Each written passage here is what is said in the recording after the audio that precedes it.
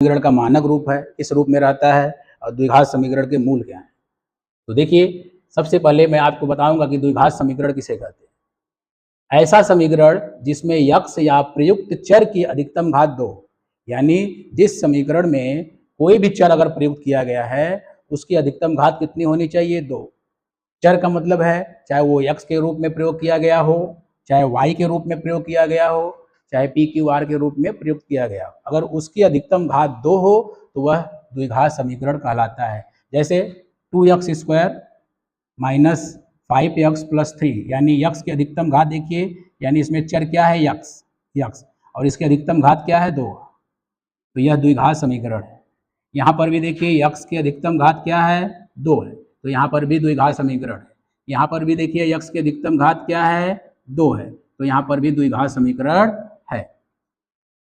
तो यानी द्विघात समीकरण किसे कहते हैं? प्रयुक्त चर या यक्स या उसमें जो चर प्रयोग किया गया है उसकी अधिकतम घात 2 हो तो उसे हम द्विघात समीकरण कहते हैं।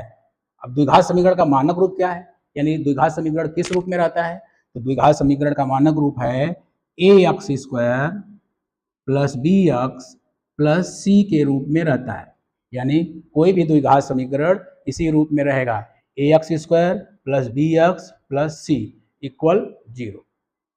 यानी जैसे देख लीजिए ax² यानी 4ax² प्लस bx यानी plus 9x plus 5 plus c equal 0, यानी a की जगह 4, b की जगह 9 और c की जगह 5 का प्रयोग किया गया है। और ABC क्या है? ABC क्या है? जरूरी नहीं है कि ABC प्लस में ही रहे, ABC माइनस में संख्याएं हो सकती हैं, ABC प्लस में संख्याएं हो सकती हैं, यानी ABC क्या है? वास्तविक संख्याएं होंगी और a का मान 0 नहीं होना चाहिए।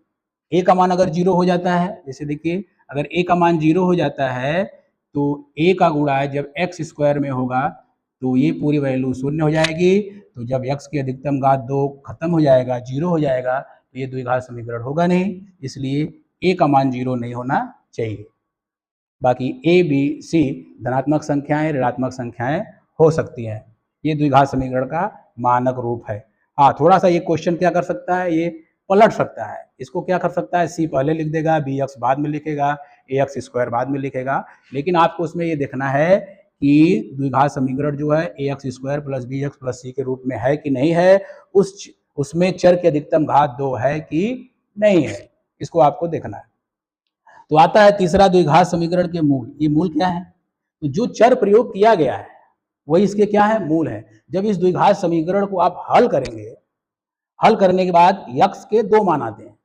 द्विघात समीकरण है, इसकी घात 2 है, इसलिए इसके जो है मूल भी 2 आएंगे। तो जो x के मान 2 आएंगे उनको इसी में प्रतिस्थापित करेंगे। प्रतिस्थापित करने के बाद अगर दायां पक्ष बराबर बायां पक्ष, यानी समीकरण 0 हो जाता है, यानी बायां पक्ष 0 दायां पक्ष 0 हो जाता है x का मान प्रतिस्थापित करने पर, तो वही इस द्विघात समीकरण के मूल होंगे। जैसे देखिए अगर मान लीजिए 4x² प्लस 9x प्लस 5 बराबर 0, इसको हल करने पर x के 2 मान आएंगे, और अगर x के 2 मान आते हैं तो इन x के 2 मान को इसमें प्रतिस्थापित करिए। इसमें अगर आप प्रतिस्थापित कर लेते हैं तो इधर वाला पक्ष भी यानी बायां पक्ष भी 0 दायां पक्ष भी 0 अगर आ जाता है तो इसका मतलब है कि ये जो x के 2 मान होंगे इस समीकरण के मूल कहलाएंगे।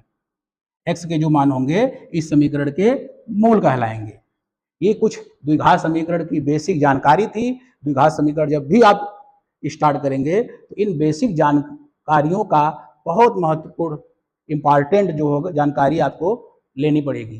तो मैं आपको इस वीडियो में ऐसे बेसिक जानकारी आपको दे दिया है। अब नेक्स्ट वीडियो में मैं आपको लेके आऊँगा, इस पर सवाल इस पर क्वेश्चन।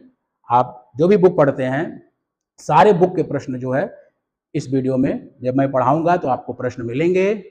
गर्मी की छुट्टी चल रही है, आप इसमें खूब पढ़ाई करिए, इसको देखिए, देखने के बाद नहीं समझ में आ रहा है तो 2-3 बार और देखिए, समझ में आ जाएगा। और इसके सारे क्वेश्चन को द्विघात समीकरण के सारे क्वेश्चन को मैं हल कराऊँगा। आसानी से और सरल विधि से। धन्यवाद बच्चों।